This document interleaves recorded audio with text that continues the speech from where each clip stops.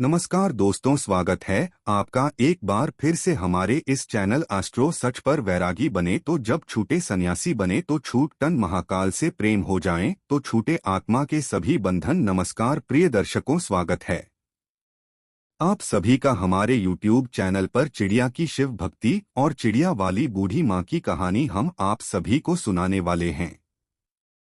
दर्शकों, चिड़िया वाली बूढ़ी माँ का मंदिर जो कि गुजरात में स्थित है, यह एक सच्ची कहानी है। दर्शकों, कौन है यह चिड़िया वाली बूढ़ी माँ है? क्या है चिड़िया की कहानी? आइए जानते हैं। इस कहानी के माध्यम से, इस कथा के माध्यम से एक बात और दर्शकों, अगर यह कहानी सुन रहे हैं तो पूरा सुनिए। इस कथा को आधा अधूरा छोड़कर जाने की गलती मत करिएगा, क्योंकि इस पवित्र कथा को आधा अधूरा छोड़ने से आपको पाप भी लग सकता है। इसीलिए इस कथा को पूरा सुनिए। आप शिव भक्त हैं तो भोलेनाथ का अनादर न करें। इससे पहले कि हम कहानी को शुरू करें, आप हमारे चैनल को सब्सक्राइब कर लीजिए, लाइक करिए, शेयर करिए और अच्छे अच्छे कमेंट किया करिए। दोस्तों, विश्व प्रसिद्ध बनारस के विश्वनाथ मंदिर काशी विश्वनाथ का दर्शन कराते हुए हम इस कहानी को शुरू करते हैं।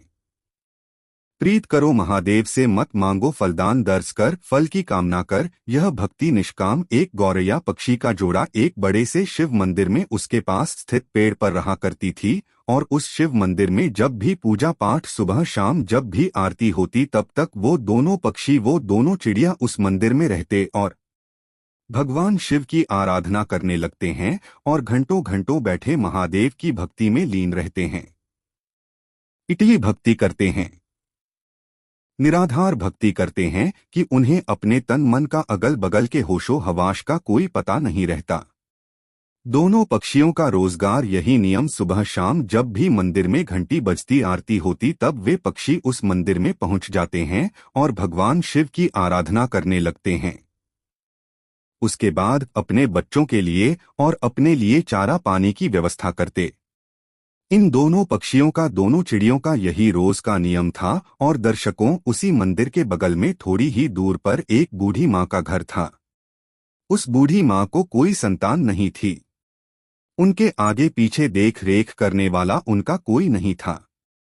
वो अकेले अपना जीवन व्यतीत कर रही थी और उस बूढ़ी माँ को पक्षियों के प्रति बड़ा लगाव था और चिड़ियों को, पंछियों को बहुत प्रेम किया करती थी। उनके लिए रोज नित्य प्रति अपने घर की छत पर पानी, दाने, ये सब चीजें डाला करती थी। उस बूढ़ी माँ का यही काम रोज का था और वह दोनों चिड़िया उस बूढ़ी माँ की छत पर आते हैं और आसानी से दाना चुगते, खाते पीते और उसमें से कुछ अपने बच्चों के लिए अपने साथ ले जाते हैं। इसी तरह उनका जीवन व्यतीत हो रहा था कि चिड़ियों का पेट भर रहा था और साथ ही आराम से निश्चिंत भगवान शिव का आराधना कर पा रहे थे। अब इसी तरह दिन गुजर रहे थे। एक दिन की बात है, वह बूढ़ी माँ बीमार हो जाती है। वह अपने बिस्तर पर पड़ जाती है। उनकी बहू, बेटे तो कोई था नहीं कि उनका उपचार करता, उन्हें दवाई बगैर लता। अब बूढ़ी माँ बिना दवा के, इसी तरह बिना सेवा के बस बिस्तर पर पड़े रहते। अब वो अपनी छत पर दाना पानी नहीं डाल पा रहे हैं। अब जब वह गौरैया पक्षी उस बूढ़ी माँ की छत पर दाना चुगने के लिए आते हैं तो वहां दाना पानी नहीं देखते हैं। तो वो सोचते हैं कि बूढ़ी माँ कहाँ चली गई, दाना पानी क्यों नहीं डाल रही हैं। इसी तरह 2 दिन बीतते हैं, 3 दिन बीतते हैं। धीरे धीरे वो बूढ़ी माँ कमजोर होने लगती है। बिना दवाई दर्पण के एक दिन उनकी मौत जाती है। अब जब वह पक्षी देखते हैं कि बूढ़ी माँ का कोई पता नहीं चल रहा है और छत पर दाने भी नहीं डाला जा रहा है, तो वह घबरा जाते हैं। वह बहुत ही परेशान होते हैं और उस बूढ़ी माँ को पूरे गांव में आसपास ढूंढने लगते हैं, खोजने लगते हैं। खोजते खोजते दोनों थक जाते हैं। तो उसमें से जो मादा गौरैया थी, वो अपने पति से कहती हैं, स्वामी, बूढ़ी माँ का कोई पता नहीं चल रहा है। बूढ़ी माँ कहाँ चली गई? वो हमें दाना पानी दिया करती थी और अन्य पक्षियों का देखरेख किया करती थी। वह कहाँ गई? हमने इतना उन्हें ढूंढा लेकिन वह मिली ही नहीं। अब हम क्या करें? उस गौरैया का पति कहता है कि प्रिय, हमने हर जगह बूढ़ी माँ का तलाश किया, बूढ़ी माँ कहीं नहीं मिली। एक जगह हमने उन्हें नहीं देखा, उनके खुद के घर में, हमें उनके खुद के घर में जाकर देखना चाहिए। शायद वो बीमार तो नहीं है। अब यह कहने के बाद वह गौरैया पक्षी बूढ़ी माँ के घर चले जाते हैं और जब अंदर जाकर देखते हैं तो बूढ़ी माँ अपने बिस्तर पर लेटी हैं। उनके शरीर में कोई हलचल नहीं है। उनके चेहरे पर, उनके बदन पर मक्खियां भिनभिना रही थी। वह पक्षी अपने पंखों के फटाफट से उन मक्खियों को हटाते हैं। बूढ़ी माँ को जगाने की कोशिश करते हैं लेकिन उनके शरीर में कोई हलचल नहीं। अब गौरैया का पति कहना है कि प्रिय, बूढ़ी माँ दुनिया में नहीं रही, उनकी मृत्यु हो चुकी है। यह देखने के बाद दोनों पक्षी बहुत ही निराश, बहुत ही हताश होते हैं। उन्हें बड़ा ही दुख होता है। अब उन्हें दाना चुगने के लिए दूर दूर जाना पड़ता है। अभी इस तरह शाम हो जाती है। शाम को जब मंदिर का घंटा बजता है, आरती होने लगती है। भगवान शिव का तब वह दोनों पक्षी उस मंदिर में पहुंचते हैं और एक पैर पर खड़े होकर भगवान शिव की निराधार भक्ति करने लगते हैं। उनका जप करने लगते हैं। 1 घंटा बीतता है, 2 घंटा बीतता है। इसी तरह बहुत लंबा समय बीत जाता है। इसी तरह बिना खाए पिए लगातार महादेव की भक्ति करते रहते हैं। ऐसे करते करते 1 महीने बीत जाते हैं। उन पक्षियों ने महादेव की भक्ति करना छोड़ा नहीं, महादेव की भक्ति करते रहें। यह चीज देखकर महादेव भोलेनाथ बड़ी प्रसन्न होते हैं और उन पंछियों को दर्शन देते हैं और कहते हैं, गौरैया, तुम्हें क्या चाहिए? तुम जो मांगोगे मैं वह दूंगा। मैं तुम्हारी भक्ति से, इस अखंड भक्ति से बड़ा ही प्रसन्न हूँ। छोटी सी जान होते हुए तुमने अपनी औकात से बाहर, अपनी क्षमता से बाहर भक्ति किया है, इसलिए मैं बहुत ज्यादा प्रसन्न हूँ। तुम जो मांगोगे मैं तुम्हें दूंगा। तब गौरैया ने कहा, हे प्रभु, हमें कुछ नहीं चाहिए, हमें बस एक चीज चाहिए। आप हमारी उस बूढ़ी माँ को, उस पुण्यात्मा को फिर से हमें लौटा दीजिए, उन्हें जीवित कर दीजिए, बस हमें यही चाहिए। भोलेनाथ ने कहा कि पक्षियों, ये इस सृष्टि का नियम है, अगर जो मर जाता है वह कैसे जीवित हो सकता है?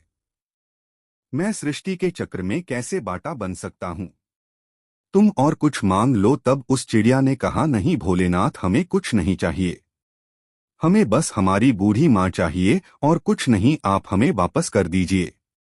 तब भोलेनाथ ने कहा, पक्षियों, अब वह बूढ़ी माँ का शरीर गल चुका है, उसमें से कीड़े निकलने लगे हैं, उनका शरीर क्षत विक्षत हो गया है। मैं उन्हें कैसे जीवित कर सकता हूँ? उनका शरीर ही ठीक से नहीं रहा तो उसने प्राण कैसे को? तब वह दोनों पक्षी, दोनों पति पत्नी हठ करने लगते हैं और कहते हैं, प्रभु, आपने हमें वचन दिया था कि तुम जो मांगोगे मैं दूंगा, तो प्रभु आप अपने वचन से पीछे हट रही हैं। यह भोलेनाथ अपने वचन से फिर नहीं सकते। तब महादेव ने कहा, ही पक्षियों, तुम्हारे हट के आगे मैं विवश हूँ और अपने वचन के आगे। अब इस प्रकार भोलेनाथ ने और उस बूढ़ी माँ के क्षत विक्षत शरीर को सही किया, फिर उसमें प्राण फूंक दिए। इस प्रकार वह बूढ़ी माँ फिर से जीवित हो गई। अब अपने सामने भगवान भोलेनाथ को देखकर वह बूढ़ी माँ भाई विभोर हो जाती है, बड़ा ही प्रसन्न होती हैं। कहती हैं, है प्रभु, मेरी जन्मों जन्मों के दुख, जन्मों जन्मों के पाप आपके दर्शन मात्र से कट गए। आपने मुझे दर्शन दिया है प्रभु, मैंने ऐसा क्या उन्हें किया था कि आपने मुझे जीवित कर दिया? तब भगवान शिव ने कहा कि बूढ़ी माँ, तुम्हें मैंने तुम्हारे कारण नहीं जीवित किया है, मैंने तो तुम्हें उन दोनों पक्षियों के लिए जीवित किया है। उन दोनों पक्षियों ने निराधार भक्ति किया, रात बिना पानी ग्रहण किए मेरी पूजा की, एक पैर पर खड़े होकर मेरी आराधना किया, इसी कारण मैंने उन्हें आशीर्वाद दिया। उन्हीं की वजह से तुम आज जीवित हो, इस धरती पर हो। वह पक्षी कोई और नहीं जो तुम्हारे छत पर जो गौरैया पक्षी का जोड़ा रोज दाने चुगने आता है, उसी ने भट्टी की है, उसी के कारण तुम आज जीवित हो। अब बूढ़ी माँ ने दंडवत प्रणाम किया और फिर भोलेनाथ वहां से अंतर्ध्यान हो गए। फिर वह बूढ़ी माँ फिर से अपनी छत पर दाने डालने लगी, पानी रखने लगी, और वह गौरैया पक्षी का जोड़ा उस माँ की छत पर आते हैं और पानी पीती दाना चुगते। तब उस बूढ़ी माँ ने उन गौरैया पक्षी उसे कहा है, पक्षियों, तुमने मुझे जीवन दान दिया है। भगवान भोलेनाथ की आराधना की, अपने लिए मांग कर मेरे लिए मांगा कि पक्षियों में यह चाहती हूँ तुम मेरे घर पर बस जाए, तुम मेरे घर पर ही बात करो और नित्य प्रति मेरी आंखों के सामने रहो।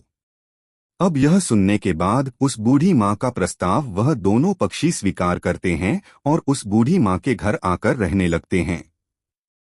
इसी प्रकार दिन बीतने लगते हैं और उस बूढ़ी माँ की चर्चा गांव गांव में फैलने लगता है। दूरदराज तक फैलने लगता है कि एक बूढ़ी माँ है जो मर कर भी जीवित हो गई और उनमें अजीब सी शक्ति आ गई है।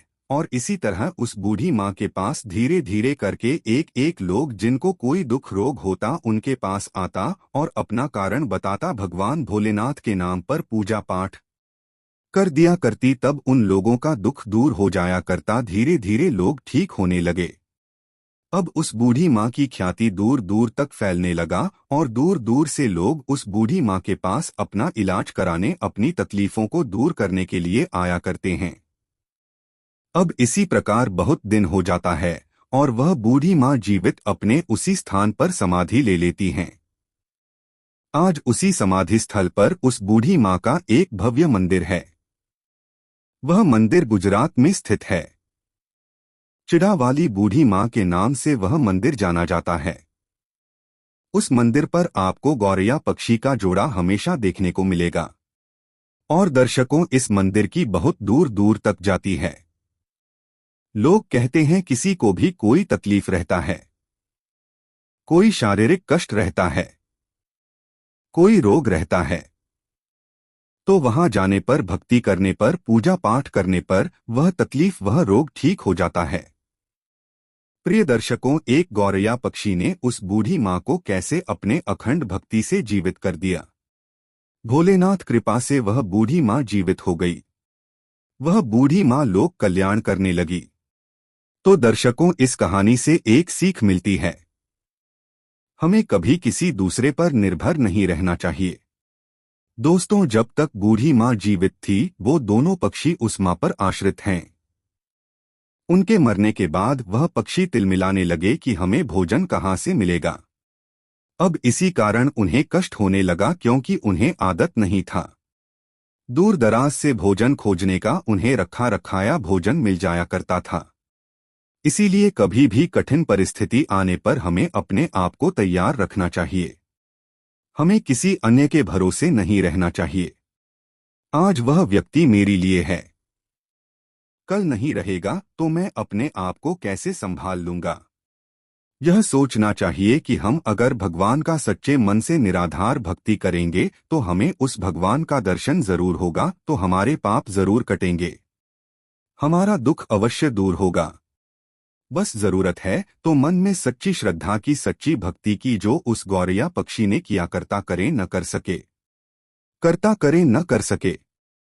शिव करे हुए 3 लोग 9 खंड में, महाकाल से बड़ा न कोई। तो दोस्तों, उम्मीद है आपको मेरी और कहानी जरूर पसंद आई होगी। अगर पसंद आई हो तो कमेंट सेक्शन में हर हर महादेव जरूर लिखें और इसे लाइक शेयर जरूर करें। आज के लिए बस इतना ही, मिलते हैं ऐसी ही और ज्ञानवर्धक कहानी के साथ नेक्स्ट वीडियो में। तब तक के लिए धन्यवाद। ओम नमः शिवाय। हर हर महादेव।